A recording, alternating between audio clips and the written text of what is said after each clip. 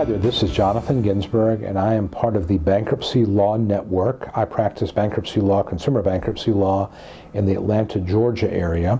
And one of the things I talk to my clients about sometimes is when we're choosing which type of bankruptcy to file, I usually recommend that if they can fit into a Chapter 7, that is preferable. Chapter 7 is a type of bankruptcy where you wipe out debt, it's over in 5 or 6 months, and you move on. By contrast, Chapter 13 is a payment plan. It's going to last usually 5 years.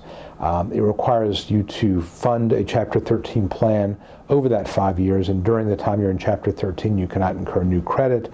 You can't buy or sell a house or a car without permission of the court. It's really a very intrusive type of bankruptcy on your life. And again, sometimes it's necessary if you're trying to stop a foreclosure, repossession, that type of thing, or if you earn too much money to file Chapter 7, you show disposable income in your means test, you may have no choice but to file Chapter 13. But if you can squeeze into a 7, that's usually a good place to start.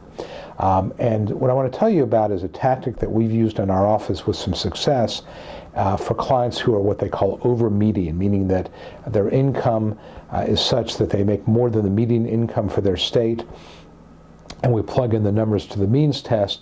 It shows disposable income, which means that they have money that should be available to fund Chapter 13.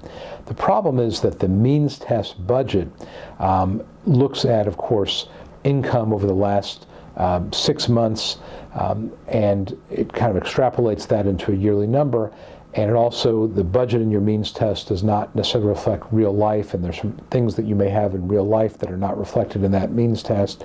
For example, student loans, you can squeeze them into a means test sometimes, but then sometimes you can't. There's other type of debt you cannot include the means test. So bottom line is what happens in some occasions is that the means test budget shows $350 disposable, but the real life budget, the Schedule I and J budget in your actual bankruptcy, which is reflecting the reality of your life and your spending, there's no money left over. So Chapter 13, you're sort of stuck between a rock and a hard place. Means test says you've got to file Chapter 13, but in real life, you can't do it. So what do?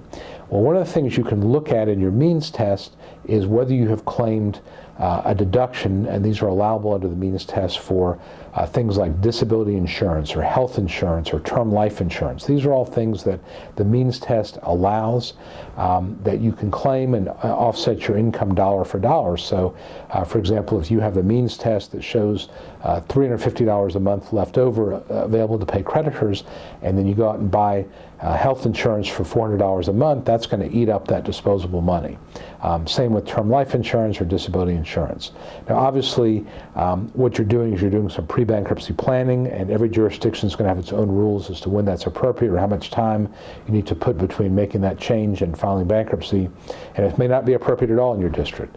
I just throw it out so that you know that there are certain type of expenses in the means test that are allowable, and that in some situations you can, in preparation for bankruptcy, incur those expenses legitimately and show that you've made the payments and you're making payments. And of course, there's a good reason to have life insurance and disability and health insurance and so forth.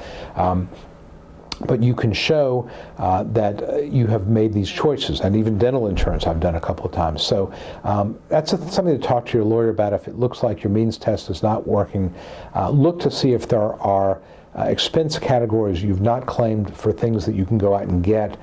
Maybe you have to wait a few months to file bankruptcy, but it's something that certainly is worth considering. So hope that's helpful, and I hope that when you do your means test that it gives you the best possible result. And again, in my book, that means if you can fit into a Chapter 7, that's the way to go, I think.